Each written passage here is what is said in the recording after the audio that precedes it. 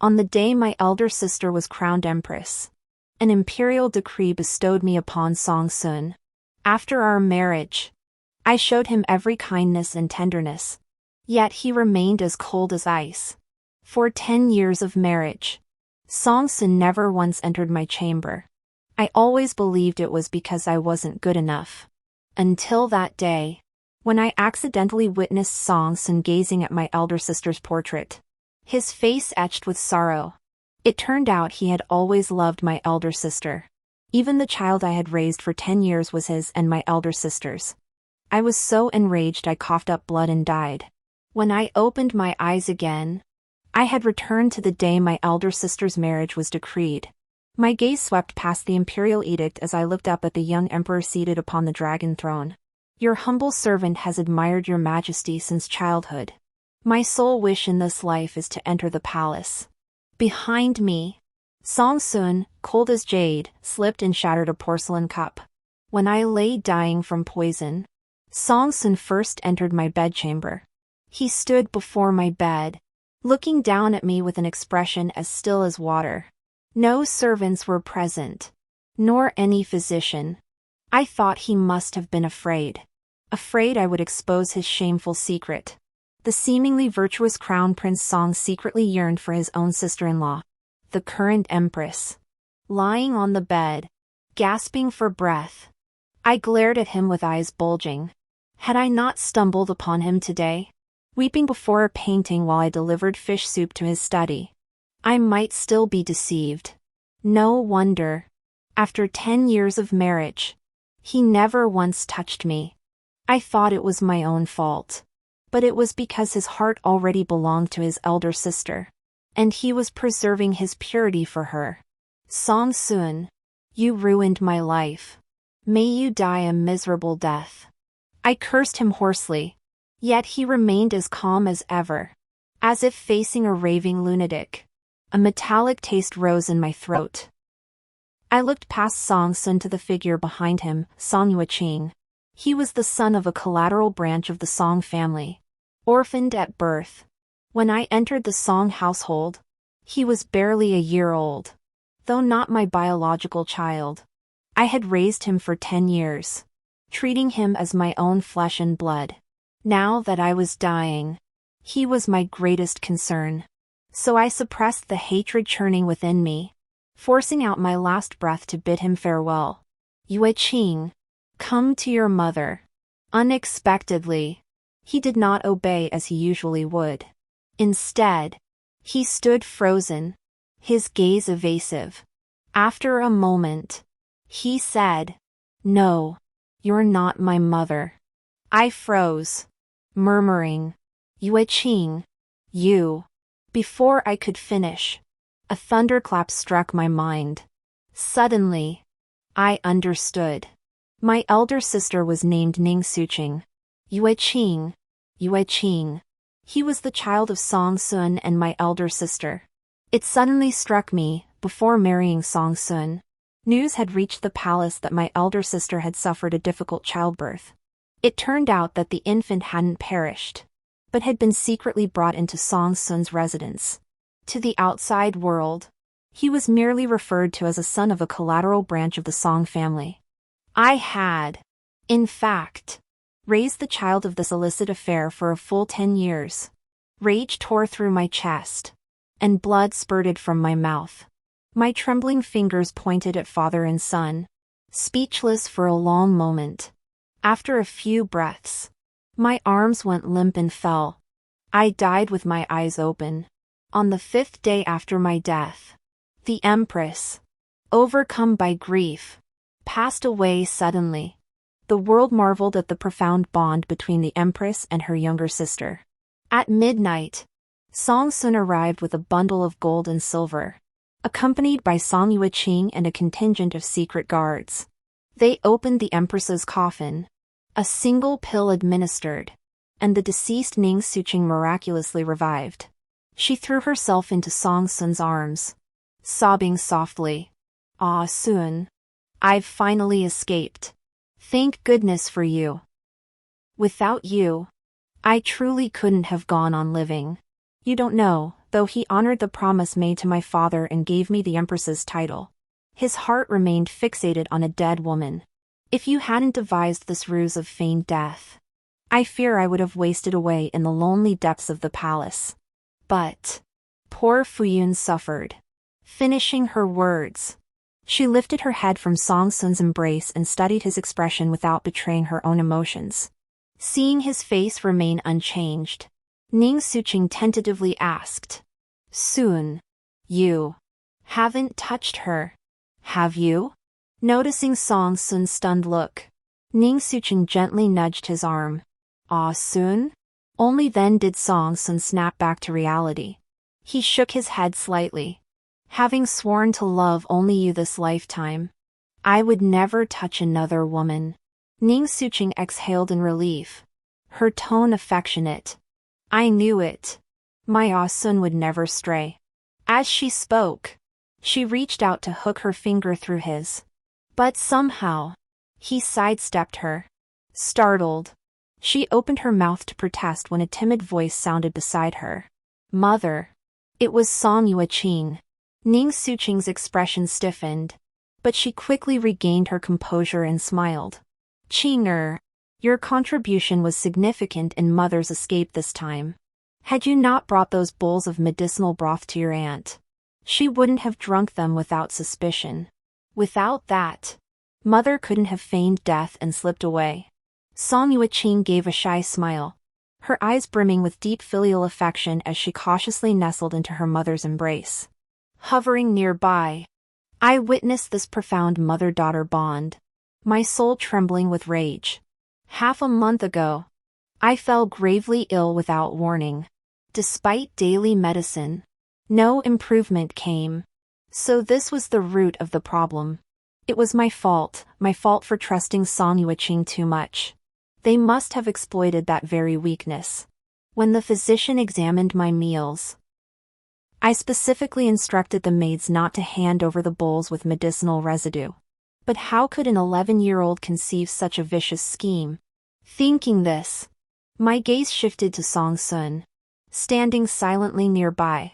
Was it a mistake? Or what? Strangely, I glimpsed a hint of brokenness in his expression. It puzzled me deeply. Shouldn't he be laughing heartily right now? His family was reunited, and the most troublesome person, me, was dead. What more could he possibly want? Enough.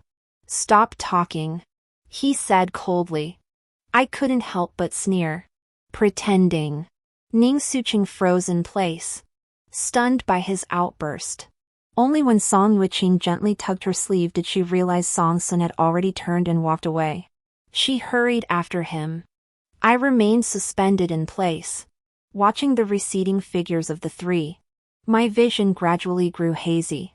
When I opened my eyes again, I was in the Linda Hall. Within the hall, phoenix dances and phoenix songs filled the air, accompanied by the lingering strains of Qing music. Amidst the banquet, high-ranking ministers and noble ladies mingled, clinking cups and exchanging toasts. Not far away, on the elevated dais, the emperor and empress sat upon dragon-patterned thrones. Gazing upon this eerily familiar scene, I finally understood I had returned to the day of my arranged marriage. My fingers clenched into fists, trembling with excitement. Heaven had finally opened its eyes. Scenes from my past life flashed through my mind, and I silently vowed within myself. In this new life, I would never again be a pawn manipulated and betrayed at will. I would be the one holding the reins of life and death. From above, Ning Suqing's voice echoed faintly. Fuyun, since we were 10, you and I have relied on each other for survival. Our bond surpasses that of ordinary people. Now that I preside over the imperial harem, I cannot care for you as I once did. I remain deeply concerned for you. The crown prince of Song is noble and upright, disciplined and courteous. He has known you for many years and understands you well. Today, I shall decide for you and entrust your future to him. Are you willing?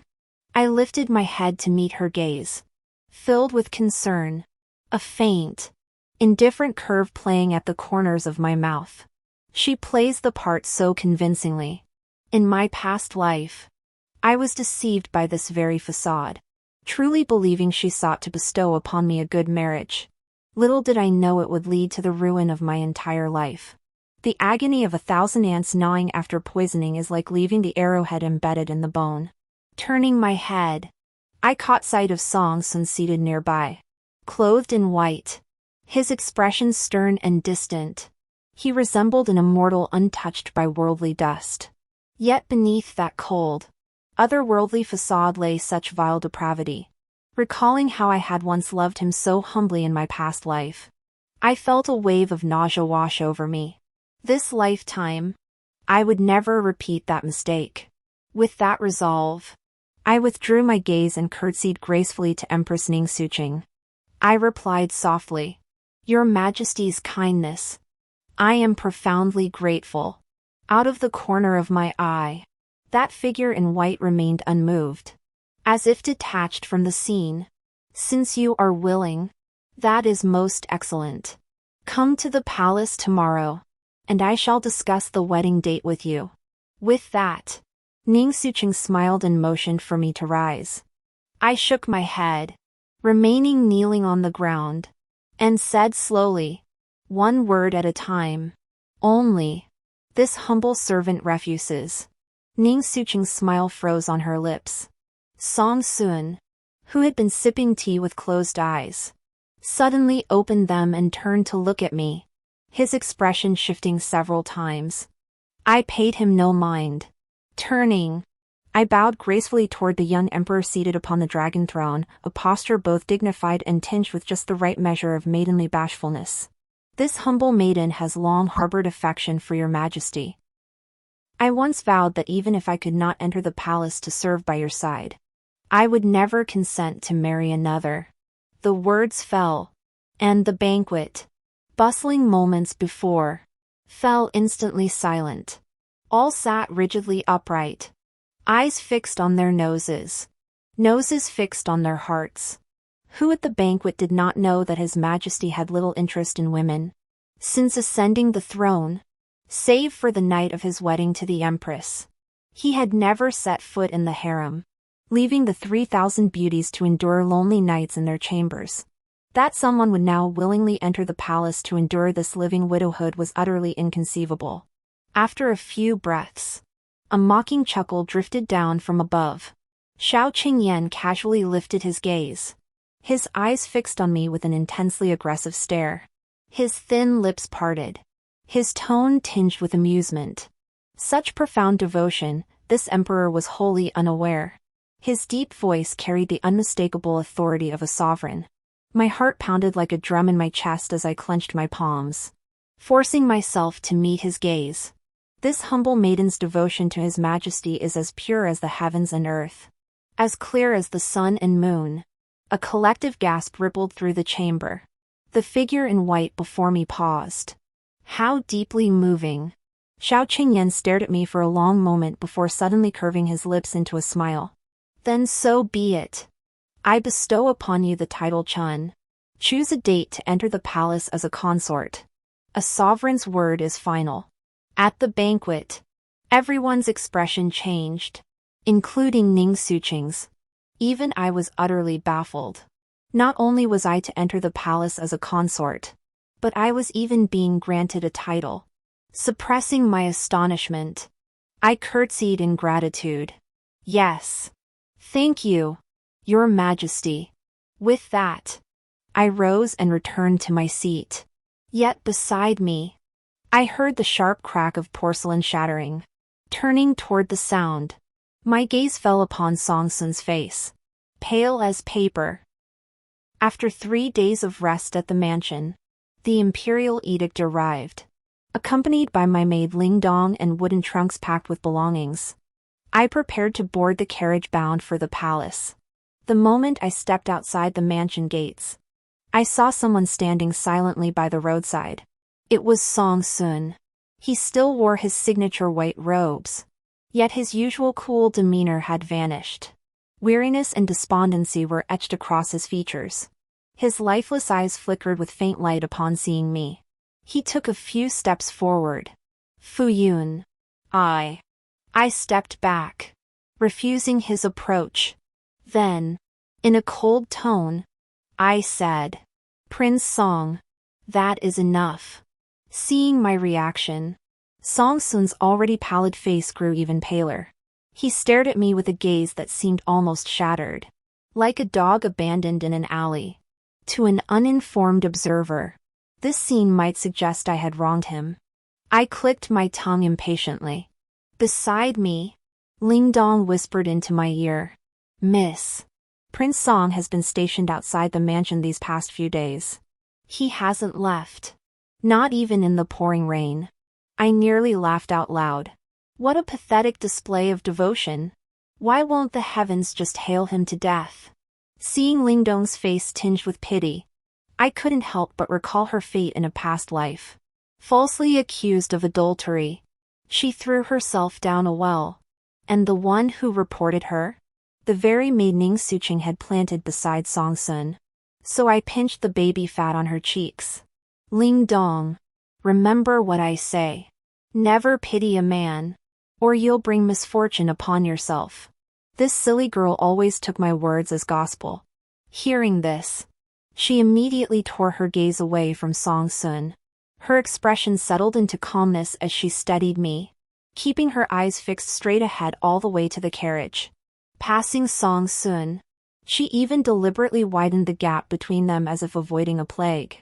The steward from the palace respectfully loaded my belongings into the carriage. As I stepped onto the footstool to board, I heard Song Sun call from behind.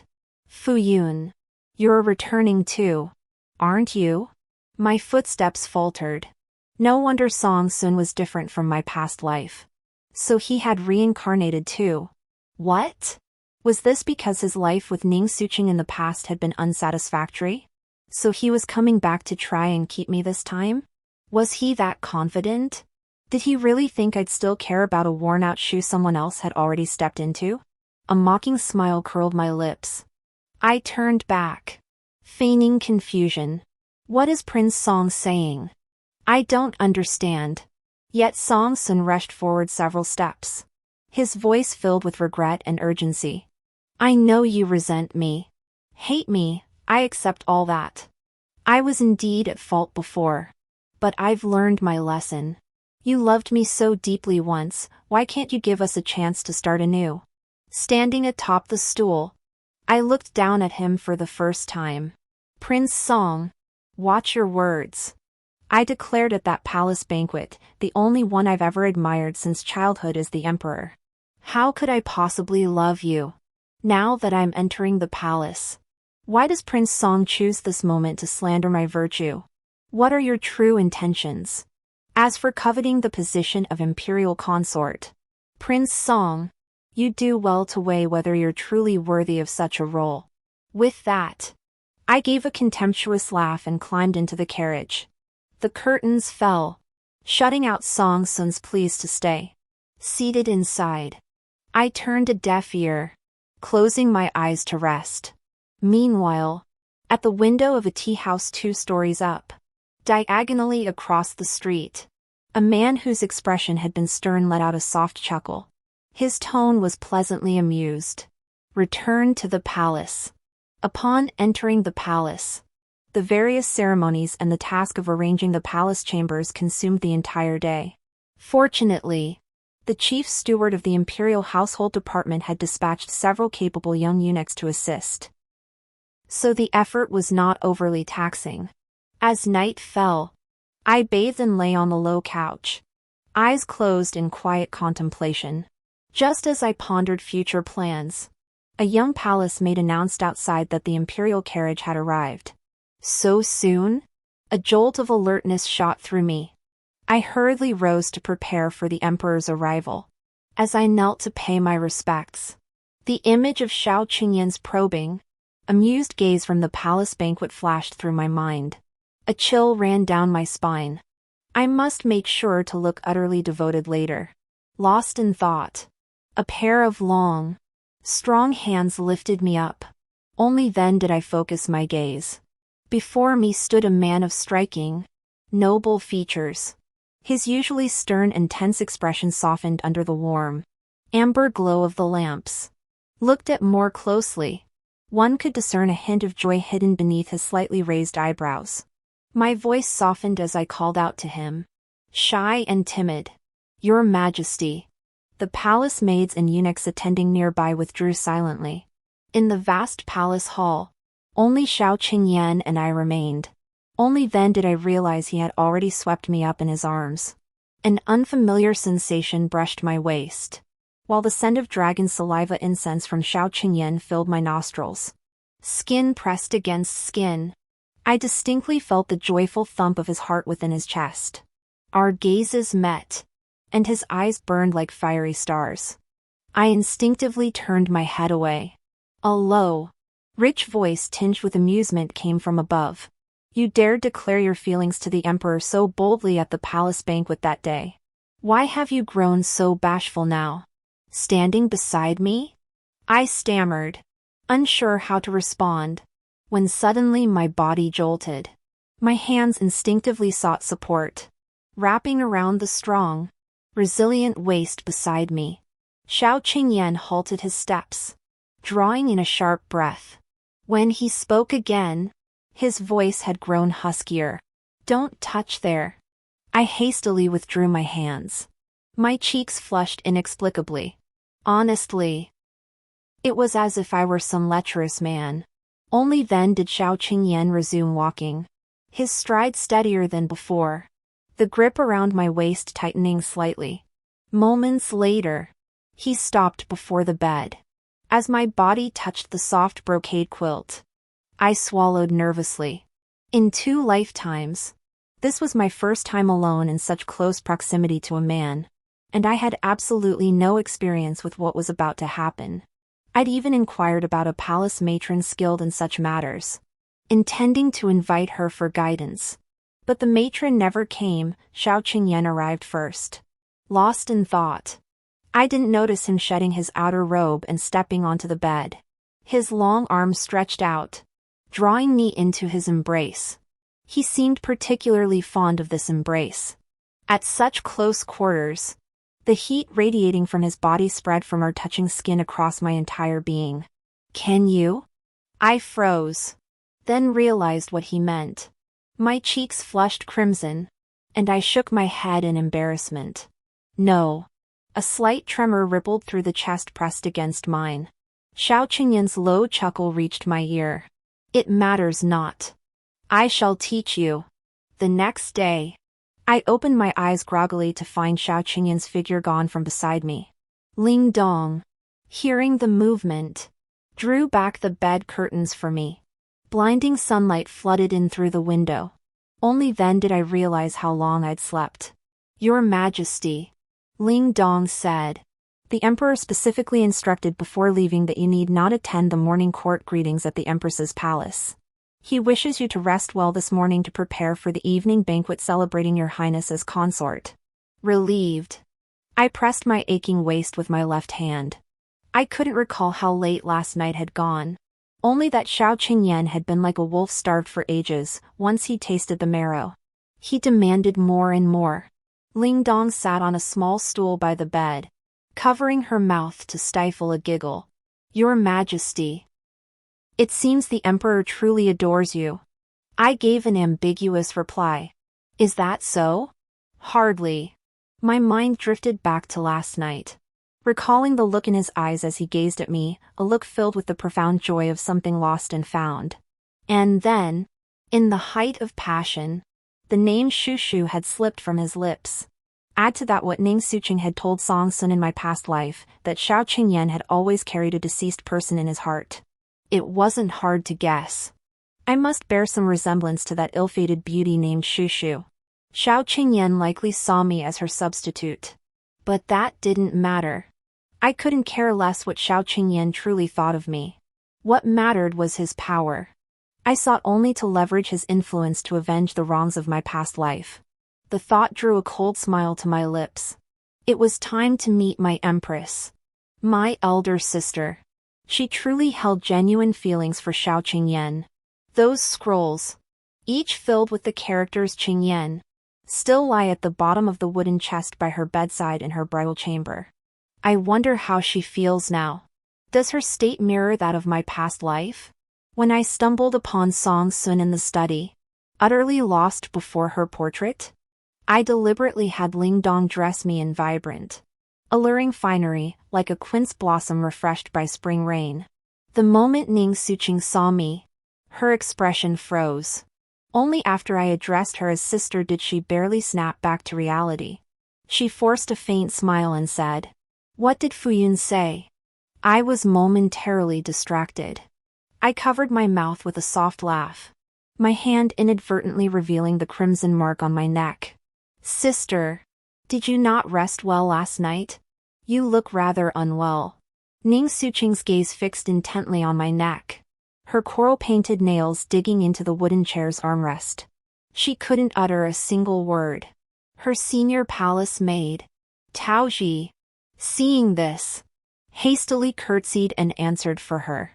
"In reply to your highness, our empress consort has been feeling unwell lately, coupled with the burdensome palace duties.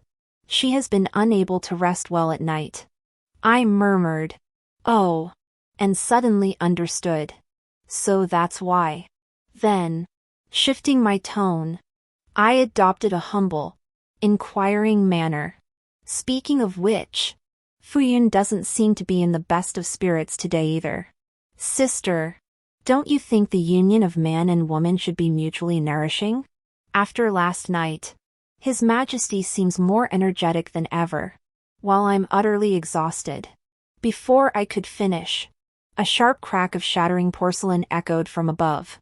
I looked up to see Ning Suqing had accidentally overturned her teacup, spilling light brown tea onto the snow-white silver fox fur carpet. Startled, I rose to my feet. "Oh dear.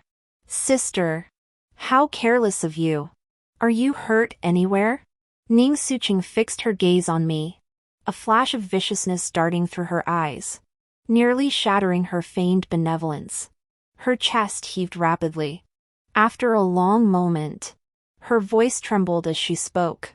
"Fuyun, we'll conclude our discussion for today. I'm weary. Tao Ji, see our guest out." I curtsied obediently and departed with Ling Dong, our steps gracefully retreating. Not far from Changchun Palace, we heard the clatter of shattering porcelain and scattering jeweled hairpins echoing from within. A cold snort escaped my nostrils. Couldn't take it?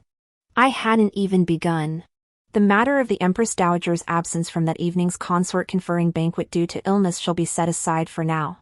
All the palace attendants remembered only that the newly arrived consort Chun received, at the banquet, an imperial gift, a jade rui scepter left behind by the late Empress Dowager. From that moment on, the name consort Chun resounded throughout the entire harem.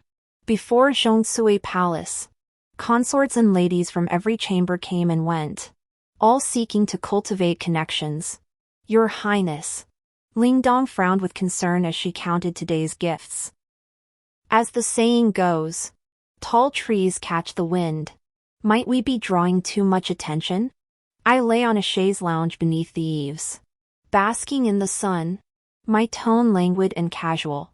The more attention we draw, the better. That's how we make people so anxious they can't sit still. Ling Dong nodded in understanding.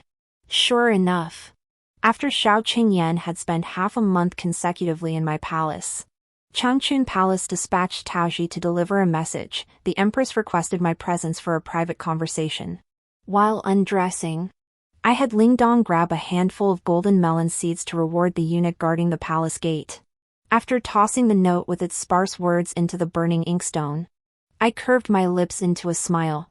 An old acquaintance has arrived. When I met Ning Suqing, her face still bore that harmless, gentle smile, allowing her to casually link her arm through mine. We ostensibly chatted about trivial matters, but she deliberately steered me into a side hall. Once the chamber doors closed, a figure clad in snow-white robes emerged from the shadows. It was Song Sun. Compared to our last meeting, he looked even more haggard. His once well-fitted garments hung loosely on his frame. I gave him a blank glance before turning to ask Ning Suching, "What is the meaning of this? Sister?" She withdrew her arm from mine and spoke earnestly. "Fu Yun, I am your elder sister who raised you from childhood. Could I not know whom your heart yearns for?" The Crown Prince of Song was somewhat aloof before, but he has repented. Early this morning, he secretly delivered a calling card to me, saying he had arranged everything and wished to escort you out of the palace. You must not hold a grudge against him any longer. Otherwise, should you regret it later, it will be too late. Her self-assured, flawless performance made me chuckle despite myself. I turned to look at Song Sun with keen interest. Is this truly the case? At my words, Song Sun's head, which had been hanging low, shot up abruptly, revealing a gaunt yet undeniably striking face. A glimmer of hope flashed in his eyes, and he couldn't help but take a few steps closer. It's true, Fu Yun. Since you entered the palace, I've thought of you day and night. Every time I close my eyes, all I see is you by my side. Fu Yun, please stop being angry with me. Come back. Return to me. I swear to heaven, I will cherish and protect you for the rest of my life. With that, he reached out to grasp my wrist, but I flung his hand away without mercy. Then, as if unable to bear the cruelty, his tone softened. You wounded me so deeply, how could I trust you? Just because you say so? Noticing my change in attitude, Song Sun's demeanor, which had been sinking into disappointment, suddenly brightened. He pressed urgently, following my words. Then tell me, what must I do for you to believe me? I strolled leisurely to a nearby chair, sat down, and elegantly crossed my legs. How about you try kneeling and kowtowing to me? Maybe I'll take pity on you, soften my heart, and change my mind? Song Sun's pupils contracted, his face turning deathly pale. Ning Suching, who had been silently observing, couldn't help but speak up. Fu Yun, is this not going too far? The Crown Prince of Song possesses the backbone of a pine tree. How can you deliberately humiliate him like this? I snorted softly. Humiliation? Exactly. I intended to humiliate him, to trample his most cherished pride and dignity underfoot, so he could truly taste the bitterness of lowliness. What? You were so confident just moments ago. Now you're backing down? I raised an eyebrow at Song Sun, my tone turning icy. If you lack even this much resolve, how can I trust you? In that case, we shall part ways henceforth. No further connection. With that, I rose to leave. Just as I turned, my wide sleeve was seized. Song Sun's deep, somber voice echoed behind me. Don't go. I'll kneel. Ning Suching's startled cry followed. Ah Sun. Thud. Song Sun knelt on both knees, his flowing white robe now dusted with dirt. His usually unruffled face shed its cold aloofness, replaced by a shattered, fragile expression. His eyes, misted with tears, met mine for a moment. He bowed his head, his posture sinking low into the dust. The sound of his skull striking the floor echoed. Fu Yun, I beg you, please believe me. Come with me. I glanced at him, saying nothing. Instead, I turned to look at Ning Suching, musing thoughtfully. In the heat of the moment just now, I thought I heard you call him Ah Sun? I never knew your relationship was so intimate. No sooner had the words left my lips than Song Sun's anxious explanation came from beside me. No, Your Majesty. The Empress and I share only a platonic friendship. I sought her out solely to help you escape. Fu Yun, please don't misunderstand. Ning Suching's face betrayed utter disbelief. Ah Sun. You. I smiled faintly. What a fine platonic friendship. In my past life, He repeatedly sent all sorts of rare trinkets and precious tonics to Ning Suqing's palace.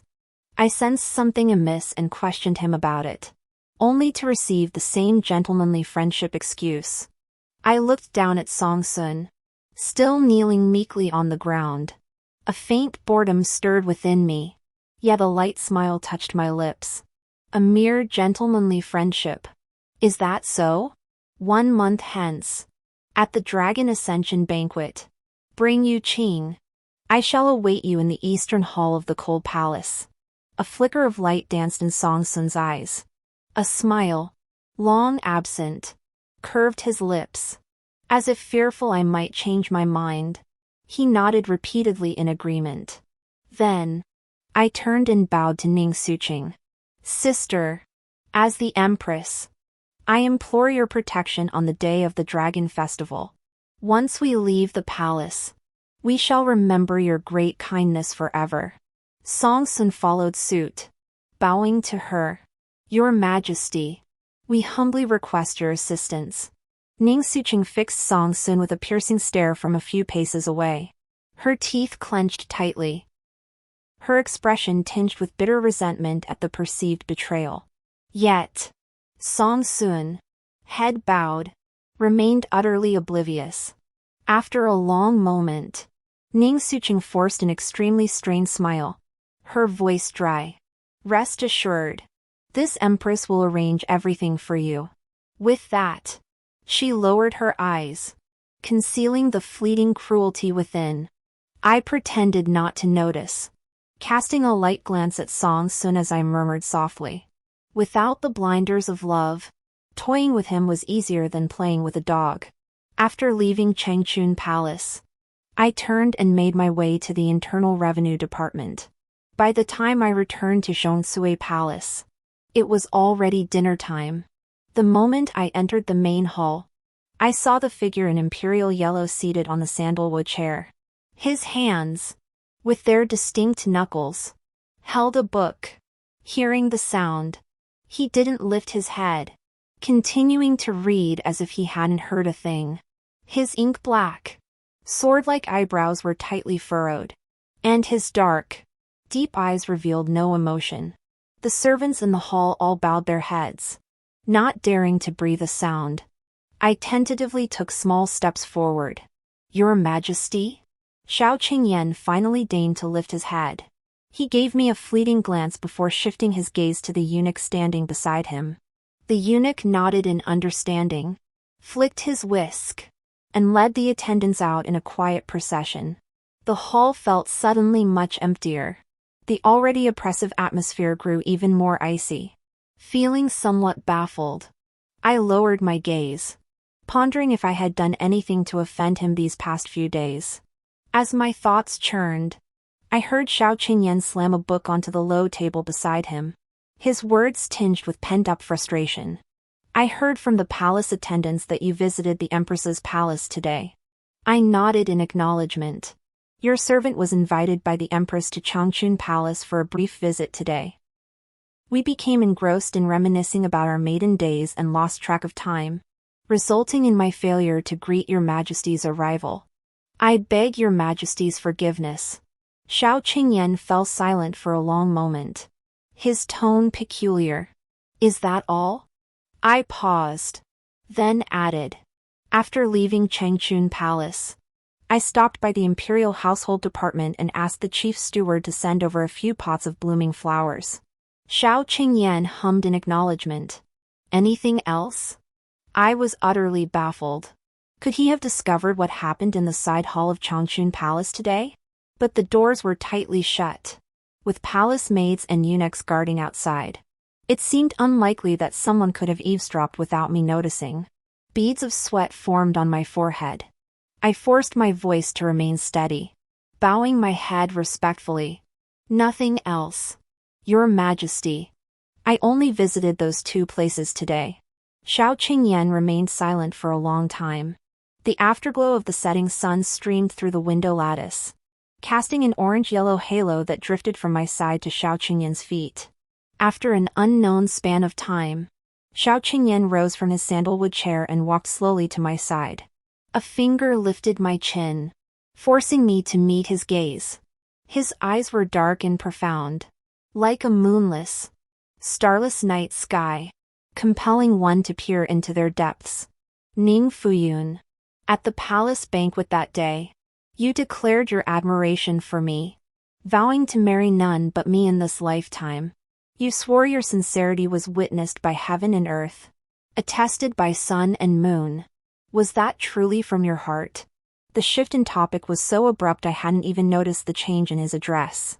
It took me a few moments of dazed silence to comprehend. Of course. Those were words from the depths of my heart. Xiao Qingyan's gaze never wavered as he fixed it upon me, closing in step by step. Then what do you like about me? What? The moment that word reached my ears, my mind wandered to improper thoughts. My mind flooded with vivid scenes from the past 20-odd days and nights. Those passionate moments within the bedchamber. So I honestly began listing each feature, recalling them one by one. Your Majesty's eyes, eyebrows, lips, neck, fingers, every part of you. Your Majesty, I adore beyond measure. The implication was clear, I crave your body. Xiao Qingyan's finger, which had been propping up my chin, froze. Two suspicious blushes swiftly rose on his jade-like cheeks, and the fierce aura he'd radiated moments before vanished like smoke. He withdrew his fingers, clenched his hand into a fist, and cleared his throat awkwardly. Ahem. Just as I was about to ask if his throat was sore, he murmured again in a barely audible voice. How does he compare to the many handsome men in the capital? Like Song Sun? I was stunned. A strange, unfamiliar feeling welled up inside me. What was wrong with him? Why bring up Song Sun out of nowhere? While pondering this, I answered him with utmost seriousness. His Majesty, the Emperor, possesses the majestic bearing of a dragon and the grace of a phoenix. Song Sun is utterly ordinary. How could the two even be compared? After speaking, I cautiously observed Xiao Qingyan's expression. I saw the corners of his mouth lift slightly, uncontrollably. His previously tightly furrowed brows gradually relaxed, and the sharpness in his eyes was swallowed by rising joy and self-satisfaction. Was he appeased? A strange sense of pride welled up inside me, like the satisfaction of calming a bristling little beast. Xiao Qingyan let out a soft snort from his nose, tinged with what sounded like pride. Of course. I've taken note of every word you spoke today. Should you ever go against them, you'll be punished for deceiving the Emperor. I bowed to beg for mercy, but my legs suddenly lifted off the ground. The sensation of weightlessness made me instinctively wrap my arms around Xiao Qingyan's waist. A muffled groan came from above. Didn't I tell you not to touch me there? It wasn't until dawn approached that Xiao Qingyan finally fell into a deep sleep. Lying beside him, my body utterly exhausted, sleep still eluded me. Just now, he called me Shu Shu again. A strange ache swelled in my chest. Perhaps, I thought, in both my lifetimes, I was destined to be someone else's substitute. Well, in my past life, I had already stumbled badly over the word love. This lifetime, I should abandon such elusive things as affection. After all, vengeance is the paramount priority. With this thought, my heart finally felt a little lighter. Stepping lightly from Xiao Qingyan's embrace, I exhaled a breath of stale air and closed my eyes. In the blink of an eye, a month slipped away.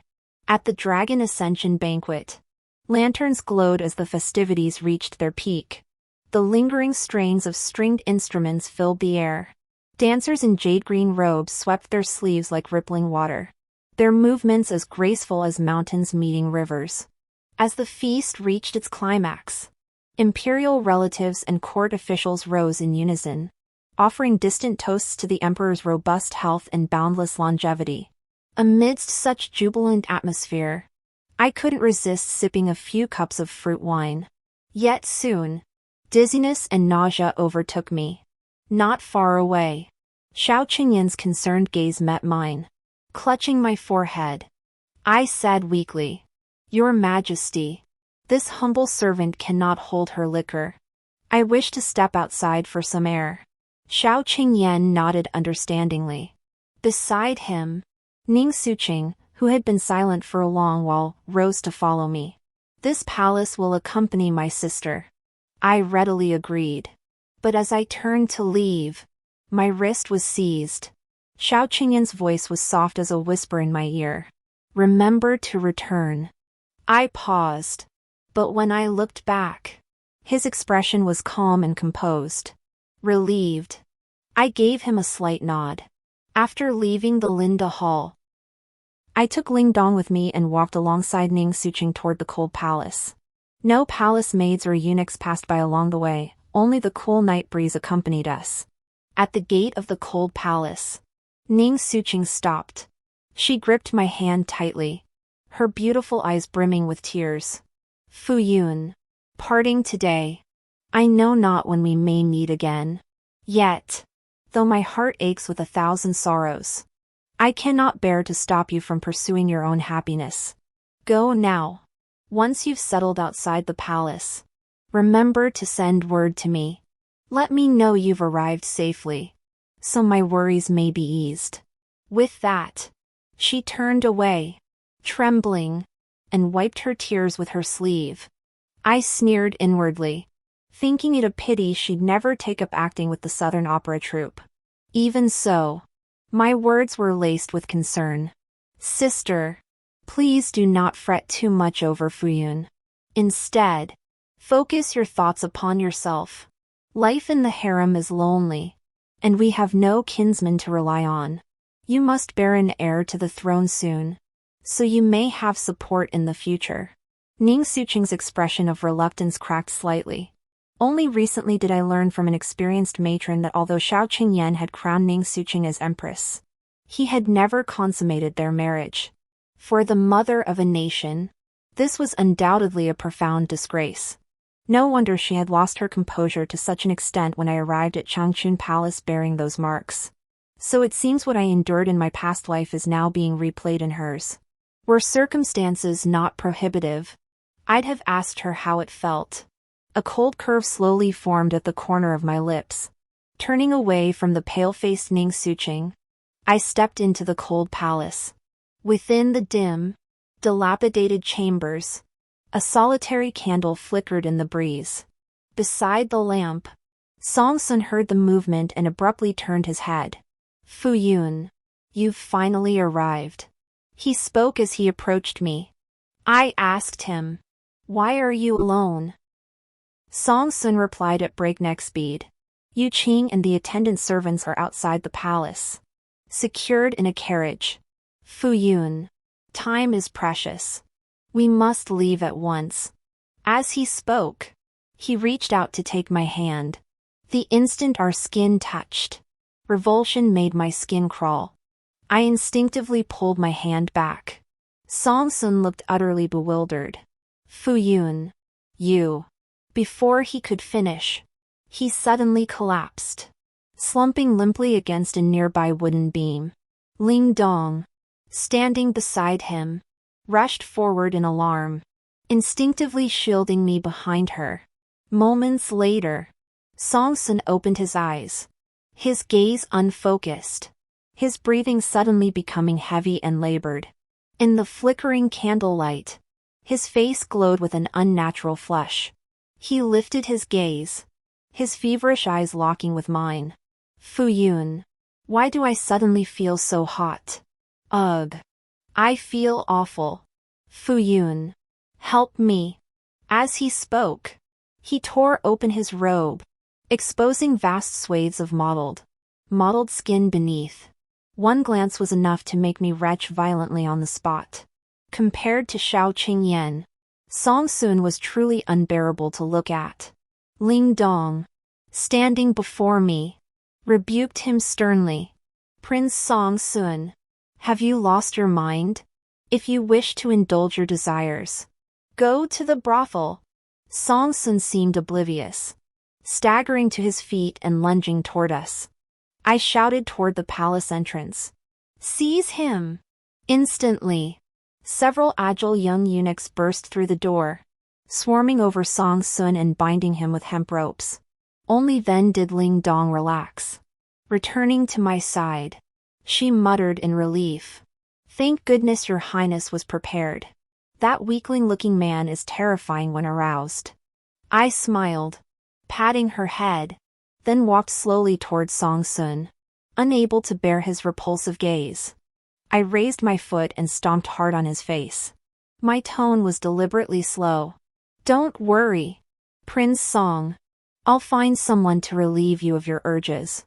Moments later, Ning Suqing was dragged in, bound hand and foot, a torn rag stuffed in her mouth. She whimpered frantically at me. I gave a subtle nod, and the young eunuch promptly pulled the rag free. The stench made Ning Suqing retch repeatedly. After a while, she lifted her head weakly, her gaze toward me as venomous as poison. Ning Fuyun. You dare! How dare you show disrespect to this palace? I stared at her as if she were a mad dog, slowly pulling a vermilion pill from a cloth bag and dangling it before her. Here. Recognize it? Ning Suqing's pupils contracted sharply. This medicine, how did it end up in your hands?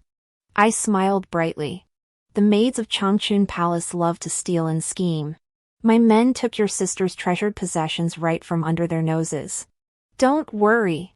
Fuyun will return it to you now. As he spoke, the eunuch restraining Ning Suqing reached out and pried her mouth open. Ning Suqing thrashed wildly. Her words slurred into a shriek. Ning Fuyun. What are you doing? How dare you? I effortlessly flicked the pill into her mouth, watching with satisfaction as it rolled from her tongue down her throat. Why wouldn't I dare? Ning Suqing. You set this trap yourself. Naturally.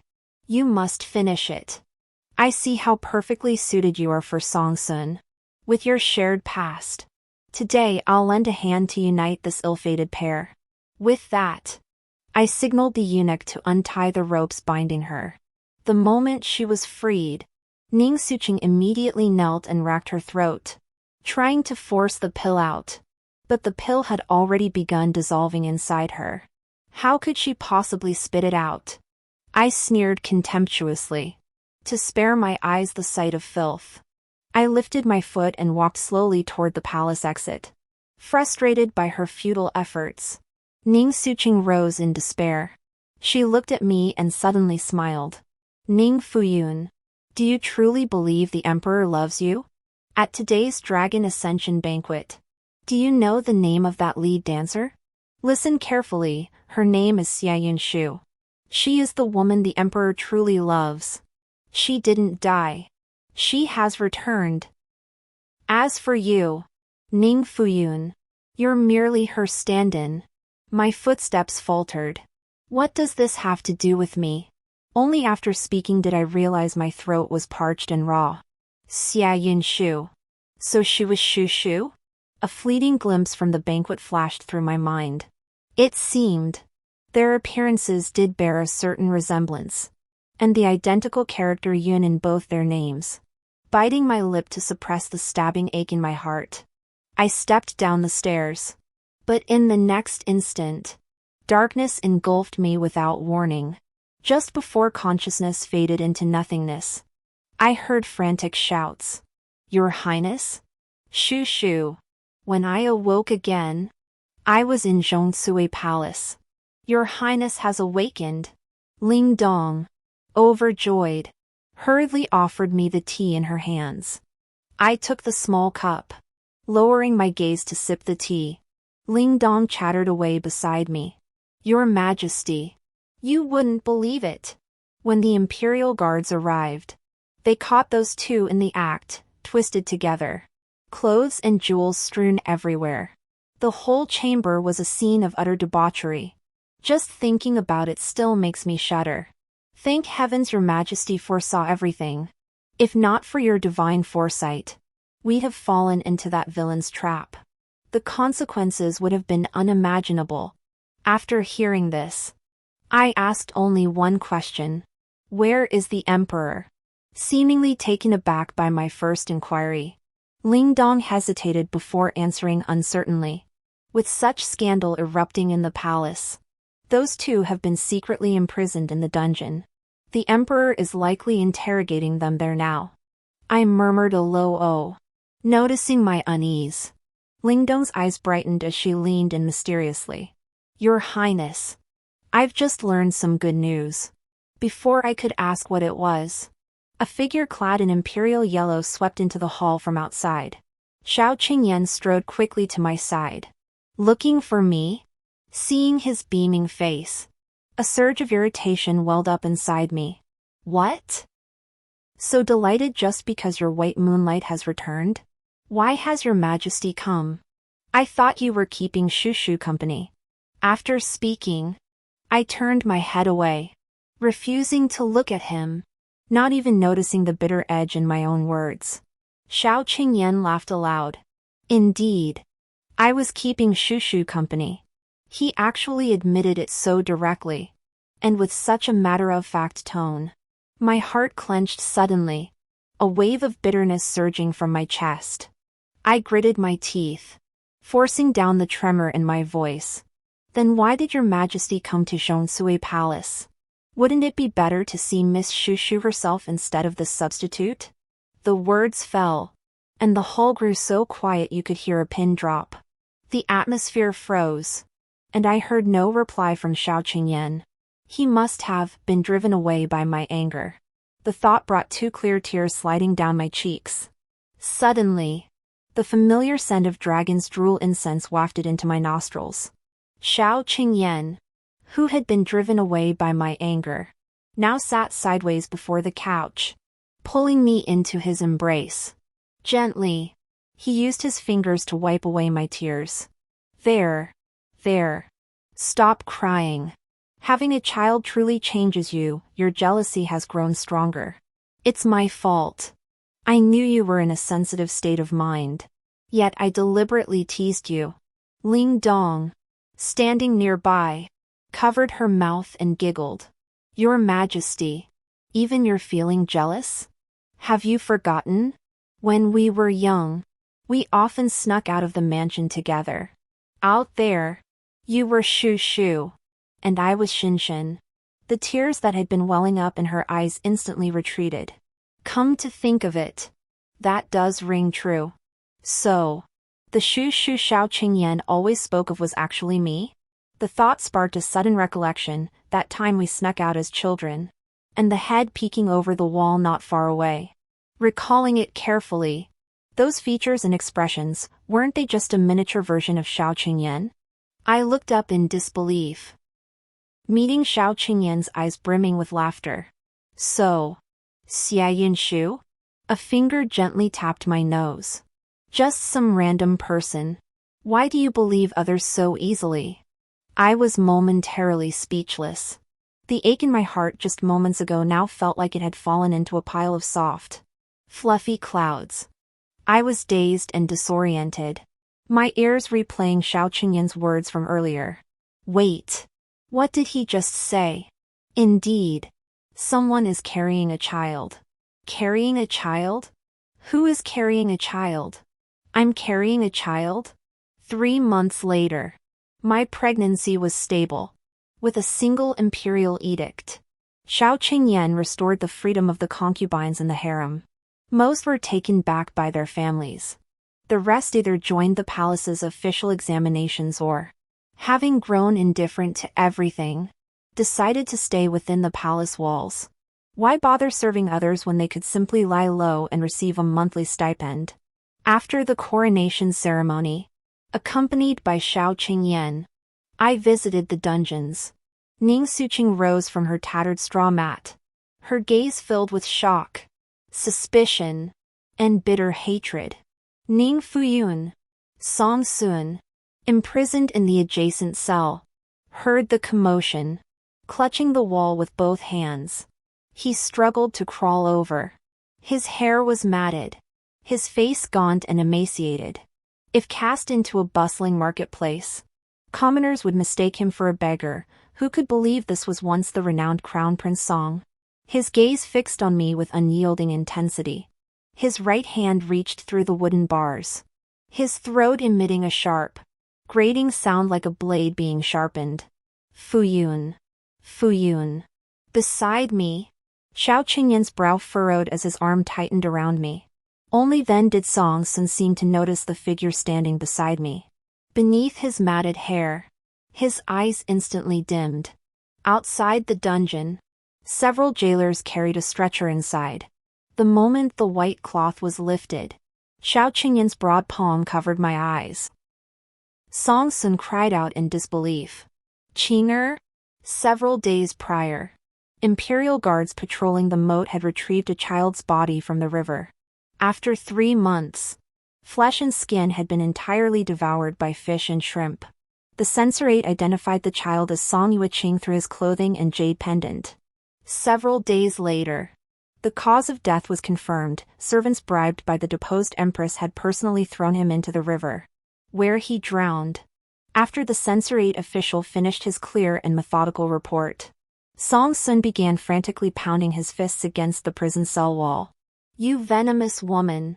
He was your own flesh and blood. How could you bring yourself to do this? Ning Suqing collapsed weakly onto the floor, sobbing. Ah, Sun. Don't blame me. I had no choice back then. As he grew older, his features became more and more like mine. If he had lived on, how could I have found peace? To be honest, in my previous life, Song Yueqing faced numerous assassination attempts, but I always protected him. The most perilous time, I shielded him with my own body from a hidden arrow. The sharp tip nearly pierced his heart. Yet later, he repaid me with bowl after bowl of slow-acting poison medicine, poisoning me to the bone. This time, I've laced his daily prison rations with the same powdered poison and placed it upon Song Sun's person. In my past life, Song Sun deliberately let me witness the scene in the study, provoking my emotions until the poison took its toll. This lifetime, I shall present Song Yueqing's corpse before him, delivering a lethal dose to send him to the afterlife. With a dull thud, Song Sun ceased to exist in this world. Ning Suqing watched the entire scene in terror, shaking her head as she backed against the wall. No. Don't kill me. I don't want to die. I walked slowly to her side, speaking through the wooden bars. Rest assured, I won't kill you. Of course I wouldn't kill her. I would lock her away in this dungeon, devoid of sunlight, to languish in despair day after day until her spirit was utterly broken, left to die alone and forsaken. After standing silently for a moment, I took Xiao Qingyan's hand and walked out. Above the dungeon, the golden sun hung high in the sky, casting a soft, rejuvenating light over the land. The end.